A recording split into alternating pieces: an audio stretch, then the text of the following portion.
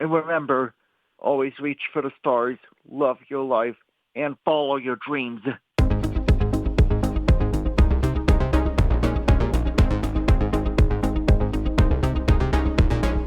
Welcome to the Telling It Our Way podcast. I'm Becca. And I'm Allie.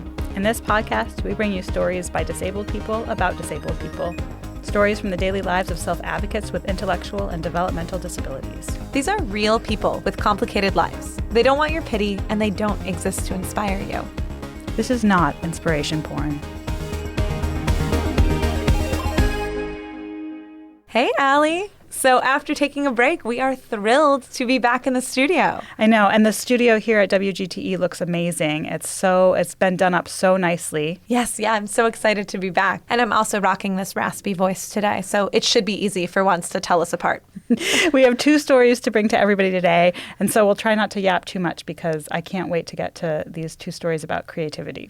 That's right. Both of our stories today are centered around creativity and the arts and creation. It's so exciting.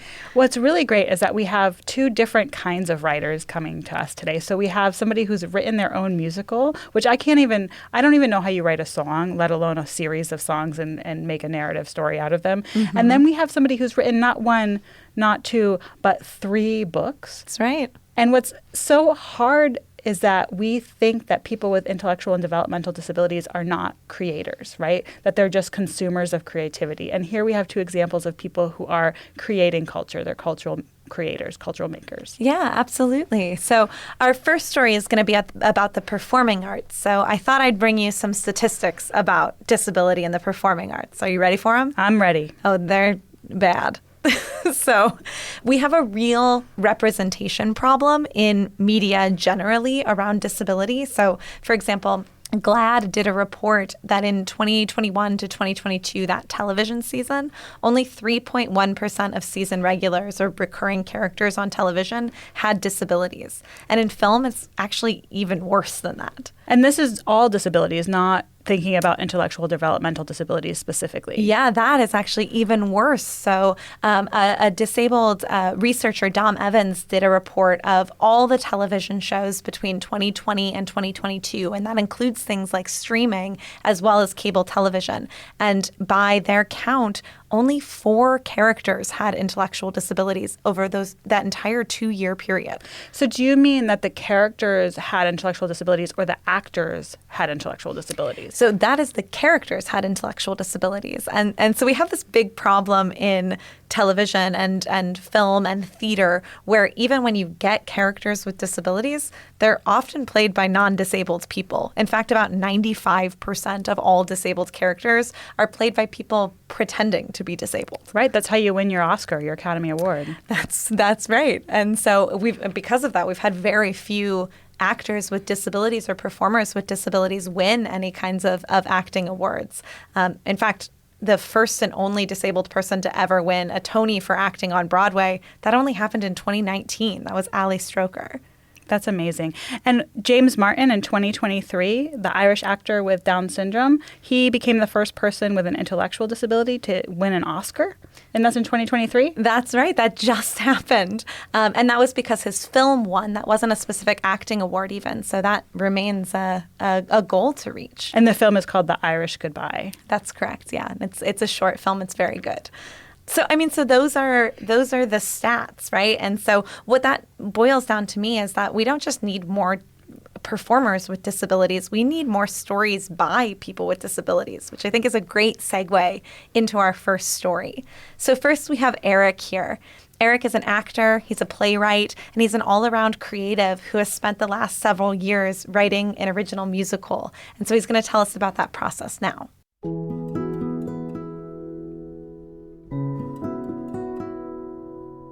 My name is Eric. Some things about myself. I am an actor. I love to sing, dance, and I also like to swim. I'm really good at being flexible because I like to express myself and who I am. I am 32 years old with Down syndrome. I am a playwright. I am writing a play that's based on a true story. The name of the play is called Eric the Avenger.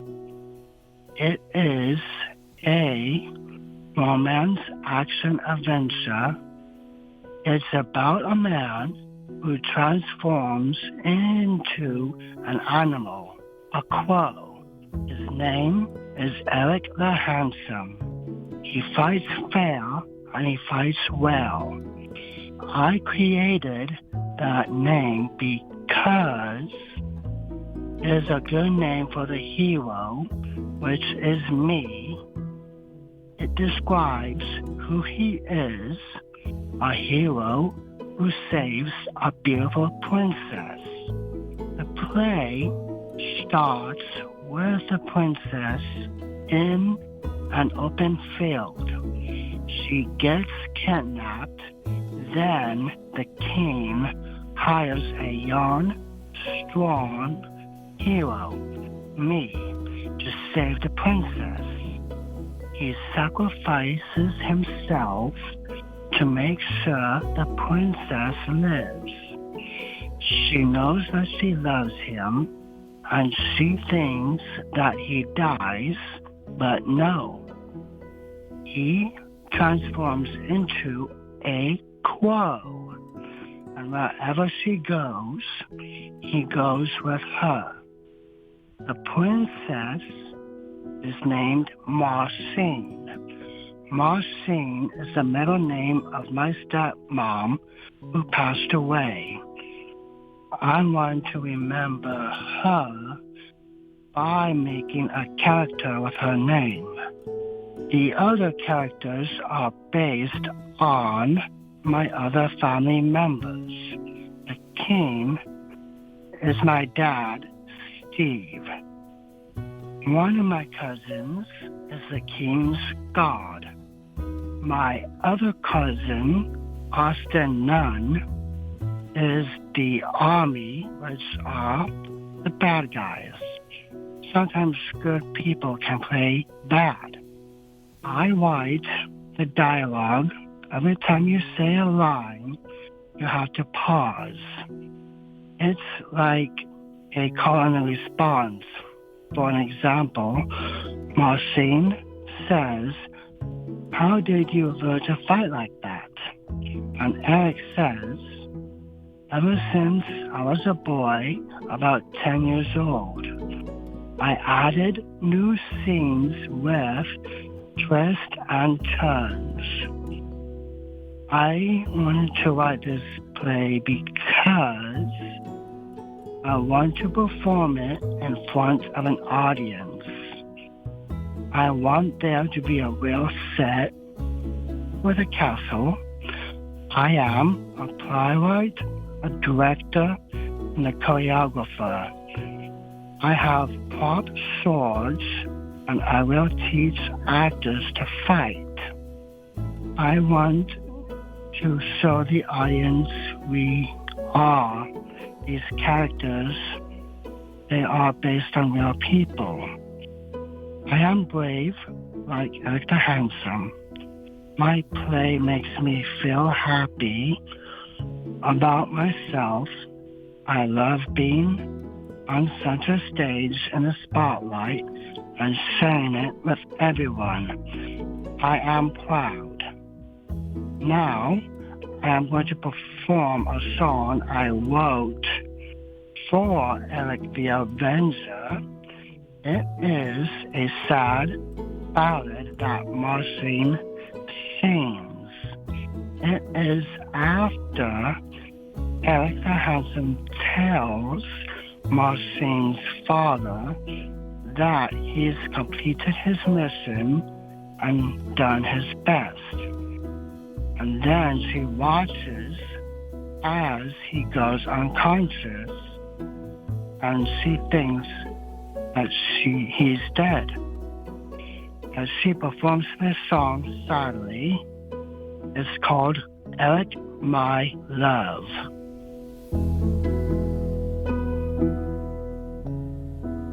And now we are going to listen to Eric's original song entitled Eric, My Love. I wish you were here with me by my side. I can't do it on my own.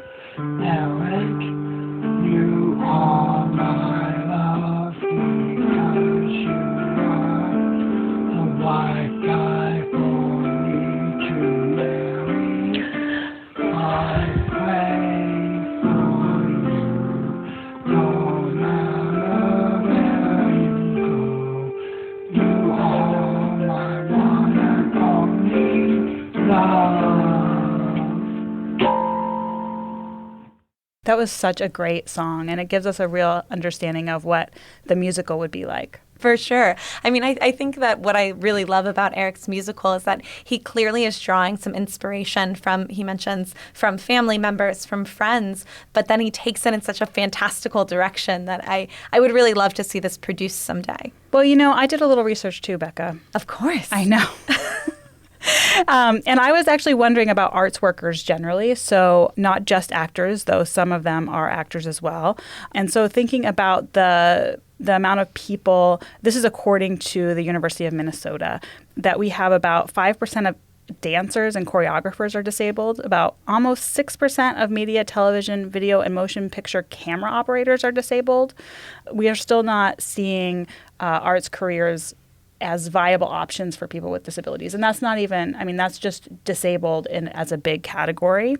Yeah, and just for a point of reference, I mean, the percentage of people who live with disabilities in the United States is probably somewhere between 15 to 30% of the population. So you can see these numbers are not adding up. No, they're not adding up. And artists with intellectual developmental disabilities just don't have the same access to the arts. And in fact, most of the time, we situate arts as in like art therapy and art day programs. Oh, this is something that they can do because it's good for them, as opposed to seeing them as actual cultural makers. Oh, this is one of my biggest pet peeves, this idea that like art is just something, that the art that is being produced by people with intellectual disabilities isn't of quality, right? That it's just something to do to pass the time.